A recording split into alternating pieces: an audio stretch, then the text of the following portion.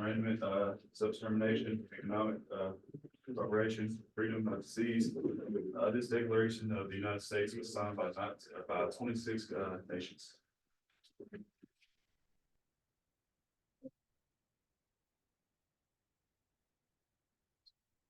Here they go.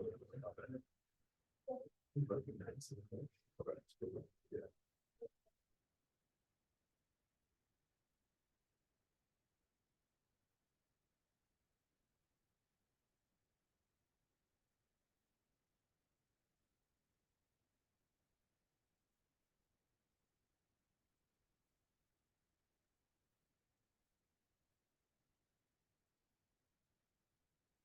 This meeting happens, guys, before Pearl Harbor.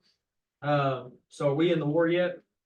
No, but FDR, being as forward thinking as he was going ahead and getting his ducks in a row with Churchill, who was gonna be his closest ally, to make sure when we are in the war, that we have a set, clear vision of what we wanna accomplish, and it is those things. And you don't have to get every one of them, as long as you have, the first two or three, you're good on the bullet points there.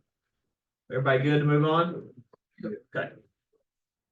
Okay, Japan plans attack. Japan has been expanding in Asia since the late 1930s. Needed resources for a growing empire. And Japan becoming more aggressive with its neighbors, the U.S. plays economic and an oil embargo on Japan to slow their aggression. Japan's two-pronged strategy: reach a diplomatic agreement with the U.S. and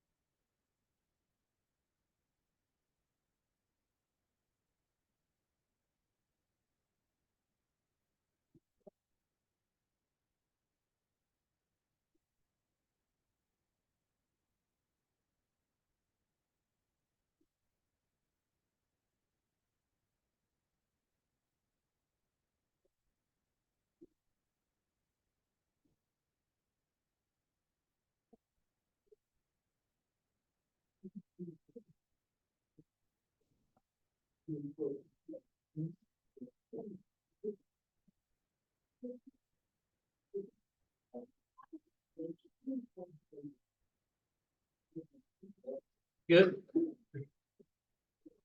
Japan attacked the United States. Early on the morning of December 7th, 1941, Japan bombed the largest American naval base, Pearl Harbor. Many signs pointed to Pearl Harbor as a target. There was a huge breakdown in communication between the U.S. military personnel and tactical mistakes made with it.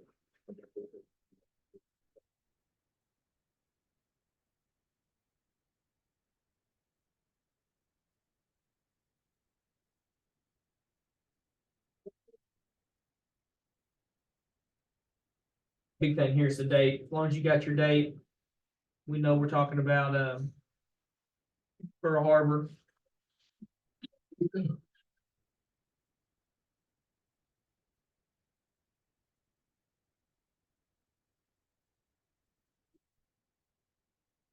Good?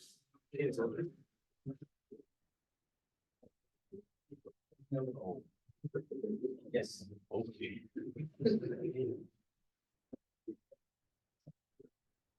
Attack kills 2,403, wounds 1,178. U.S. declared war.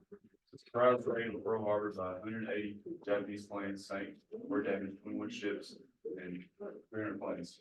The losses, this instance, is more in the U.S. Navy and suffering in all of World War I. Next day, FDR addressed Congress yesterday, December 7th, 1941. Is a date which will live in infamy. The United States declared war on Japan, and 3 days later, Germany and Italy.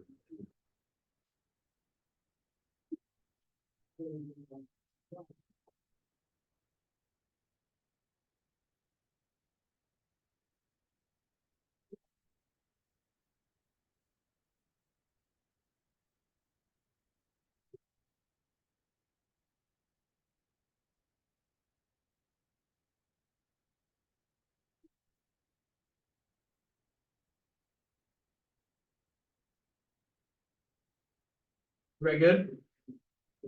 Yes, no? Yes. So on this one, I put this on here just to talk about as a timeline. So 6:10 a.m. we sight a periscope, which was a, one of the little tubes that come up out of a submarine to kind of tell where they're going. We saw that at 6:10 and started our sub combat there against them as they tried to enter Pearl Harbor. They don't actually start bombing until right at 8 o'clock in the morning. So we had about 2 hours of a window that we knew something was going on. Like we didn't know where they were going to attack. And then the thing happens with the submarines and we know that it's Pearl Harbor at that point. And there's still 2 hours where we do nothing to get prepared for this attack, which is the reason why we back up to this one. Huge communication breakdown between the Army and the Navy. Okay. Big time. Japanese mistakes, despite inflicting great damage and loss of life, the Japanese made key mistakes that did not prevent the U.S. Pacific Fleet from making war. 3 crucial aircraft carriers, plus several heavy destroyers and cruisers, were at sea and were left unharmed. Mechanic shops received no minimal damage or untouched oil storage facilities.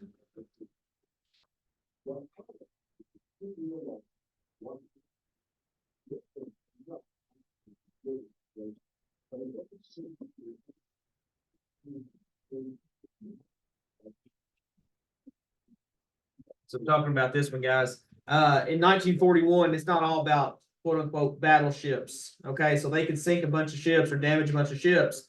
If they don't get these guys, which is what's in the picture, the aircraft carriers, we're still very much in business. Okay, so lucky for us, they didn't hit these.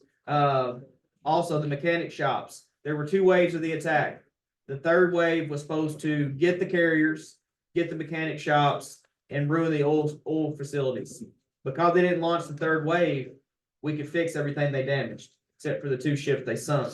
And then we still have plenty of oil that once we get everything fixed, we're back fighting at war. All right. The Doolittle raid, April 18th, 1942, the U.S. Army Air Force's bombing raid in Tokyo and other Japanese cities. Corporal James H. Doolittle possessed 60 bombers from the U.S. Navy aircraft carrier Hornet in a spectacular surprise attack that caused little damage but boosted Allied morale. The raid prompted the Japanese to retain 4 Army fighter groups in Japan during 1942 and 1943 when they were badly needed in the South Pacific.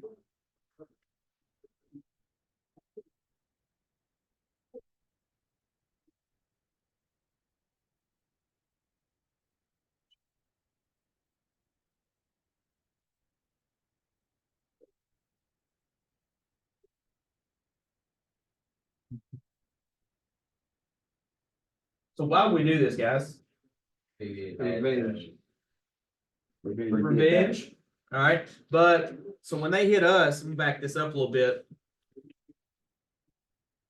They had about 300 planes that hit us. We had 16. Are we really getting revenge? No. Hope for America. Good, good. It's going to give us right here in the middle. It gives us a little hope. It gives us a little morale. It also, this down here is very important. Because we bombed Tokyo, which is the capital of Japan, it forces them to keep some military and navy close to Japan. Because they know that if we can get there, that's ball game. Okay. So when they have to move their soldiers back closer to home, that stretches them thin in the other places that they're trying to fight. So it actually is a tactical advantage on our part to show that we can get to your capital unless you put people there that can keep us from doing it. So that's a tactical thing that we did to give us an advantage.